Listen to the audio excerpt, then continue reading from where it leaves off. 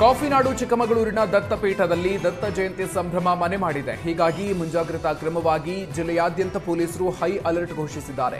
ಇಂದಿನಿಂದ 2 ದಿನಗಳ ಕಾಲ ಜಿಲ್ಲೆಯಾದ್ಯಂತ ಮದ್ಯ ಮಾರಾಟ ನಿಷೇಧ ಮಾಡಿದ್ದು, ಗಿರಿ ಭಾಗಕ್ಕೆ ಪ್ರವಾಸಿಗರ ಎಂಟ್ರಿಯನ್ನು ಸಂಪೂರ್ಣವಾಗಿ ನಿಷೇಧ ಮಾಡಲಾಗಿದೆ. ಇನ್ನು ದತ್ತಪೀಠ ಚಿಕ್ಕಮಗಳೂರು ನಗರದಾದ್ಯಂತ ದತ್ತ ಜಯಂತಿ ಹಿನ್ನೆಲೆ 6200 ಜನ ಪೊಲೀಸರನ್ನ ಭದ್ರತೆಗಾಗಿ ನಿಯೋಜನೆ ಮಾಡಲಾಗಿದೆ.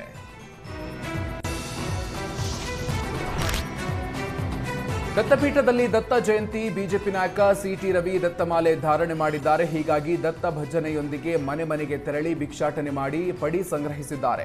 ಚಿಕ್ಕಮಗಳೂರು ನಗರದ ನಾರಾಯಣಪುರ ರಾಘವೇಂದ್ರ ಮಠದ ರಸ್ತೆಯಲ್ಲಿ ಮನೆ ಮನೆಗೆ ತೆರಳಿ ಭಿಕ್ಷಾಟನೆ ಮೂಲಕ ಪಡಿ ಸಂಗ್ರಹ ಮಾಡಿದ್ದಾರೆ.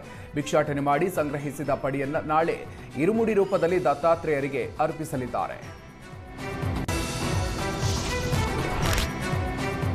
ಮೊನ್ನೆ ಶಿಕಾರಿಪುರ ತಾಲೂಕಿನ ಮುಡಬಸಿದ್ದಾಪುರ ಗ್ರಾಮದಿಂದ ಶಿಕಾರಿಪುರಕ್ಕೆ ಆಗಮಿಸ್ತಾ ಇದ್ದ ಕೆಎಸ್ಆರ್ಟಿಸಿ ಬಸ್ ಹಿರೇಕಲವತ್ತಿ ಗ್ರಾಮದಲ್ಲಿ ನಿಯಂತ್ರಣ ತಪ್ಪಿ ಡಿಕ್ಕಿ ಹೊಡೆದಿತ್ತು. ಬಸ್ ನಿಯಂತ್ರಣ ತಪ್ಪಿ ಪಕ್ಕದ ವಿದ್ಯುತ್ ಟ್ರಾನ್ಸ್ಫಾರ್ಮರ್ಗೆ ಡಿಕ್ಕಿ ಹೊಡೆದಿತ್ತು.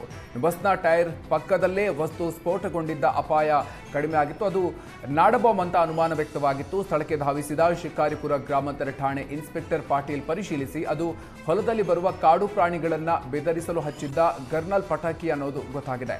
ಇನ್ನು ಶಿವಮೊಗ್ಗದಿಂದ ಬಂದ ಸುಕೋ ಟೀಮ್ ಕೂಡ ಅದು ಪಟಾಕಿ ಅಂತ ದೃಢಪಡಿಸಿದೆ.